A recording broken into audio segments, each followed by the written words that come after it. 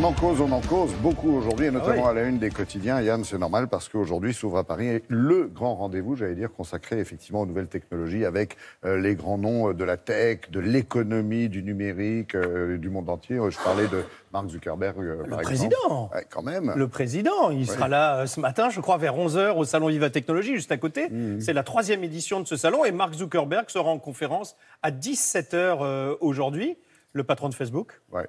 Et puis, il y a des innovations, bien sûr, Évidemment. à découvrir. Évidemment, vous savez qu'on a été très représenté au Salon de Las Vegas, qui reste le grand salon, mais qui est réservé aux professionnels.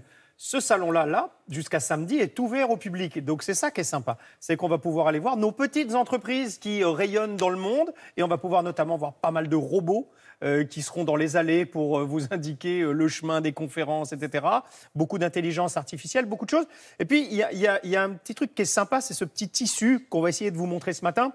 Les gros groupes sont là. Les très gros groupes sont là. Et en fait, ils ont ce que l'on appelle incubé des petites entreprises qui vont très vite, elles, sur des technologies dont ces grosses entreprises vont se servir. Par exemple, la Poste va vous présenter un chariot qui va suivre le postier et qui emmènera les colis, qui portera les colis derrière lui. Et ce robot est complètement automatisé. Donc vous allez le voir dans un instant. Et puis vous allez voir une grande banque également qui propose un service de réunion virtuelle dans un espace virtuel avec un hologramme où vous êtes en hologramme dans une salle avec votre interlocuteur, mais vous êtes tous les deux à 5000 km. Et pourtant, vous vous retrouvez dans un lieu, le même lieu. Histoire de maintenir l'attention. Exactement, et même de pouvoir faire des échanges.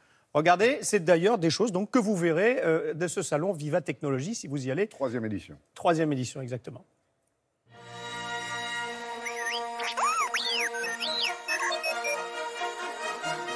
Le chariot suiveur, en fait, a été conçu pour suivre l'opérateur. Donc, il est équipé d'un lidar, donc un système de radar, qui permet de pouvoir assurer l'avancement de la machine à la vitesse de l'opérateur. Et de la même façon, il ne va suivre que l'opérateur puisqu'il va pouvoir lui capter la couleur de ses jambes et sa physionomie générale. Nous sommes dans une situation où le courrier baisse et où les volumes colis augmentent énormément. Donc dans ce cadre-là, on a besoin de plus en plus de volume embarqué. Et donc nous ciblons aujourd'hui les tournées sur lesquelles on a beaucoup d'objets à distribuer sur une petite zone qui est très dense, en général en hyperurbain.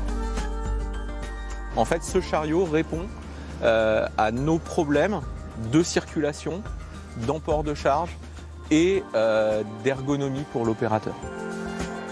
On va être clair, ce chariot est beaucoup plus cher qu'un chariot classique, mais quand on voit la simplicité ergonomique que ça donne, on a envie de le déployer.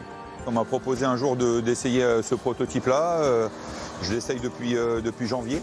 Et je pense que c'est vraiment quelque chose d'adapté pour le centre-ville avec des points de distribution assez proches.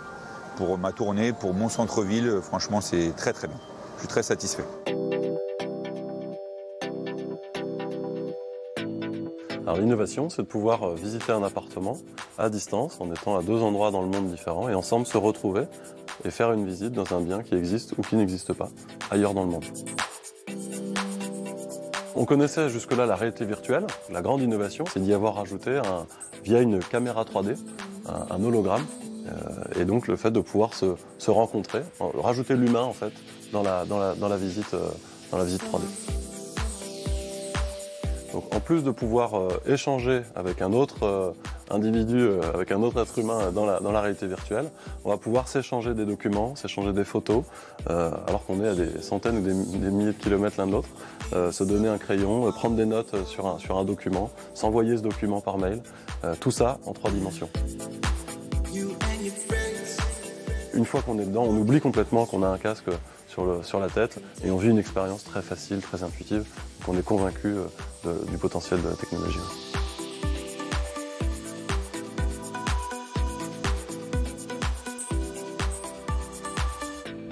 C'est un nouveau schéma économique, Exactement. peu, Yann, avec ces petits sous-traitants, nouveaux sous-traitants. Schématiquement, c'est ça. C'est-à-dire que ces grosses boîtes savent qu'elles n'auront pas le temps de développer, d'être dans les temps, tout cet aspect digital. Donc, elles font venir ces startups chez elles en disant, vous le développez, on vous finance, et puis on profitera de cette technologie lorsque vous l'aurez développée. C'est de cette façon que ça va marcher. Pour ce qui est de l'hologramme, là, vite fait, parce qu'il y a quand même beaucoup de startups dont on a parlé depuis 1 an qui seront à Viva Technologie. Vous savez que bientôt, vous aurez un téléphone qui sera justement avec des hologrammes. C'est-à-dire que les photos que vous prenez, elles sortiront quasiment de votre téléphone. Hein. Ouais, c'est marrant, je ne suis pas pressé de voir ça. Ah bah si, ici, il faut 80 000 visiteurs attendus, en tout cas sur 3 jours. Si vous aimez la nouvelle technologie, il faut y aller. Merci beaucoup, Yann.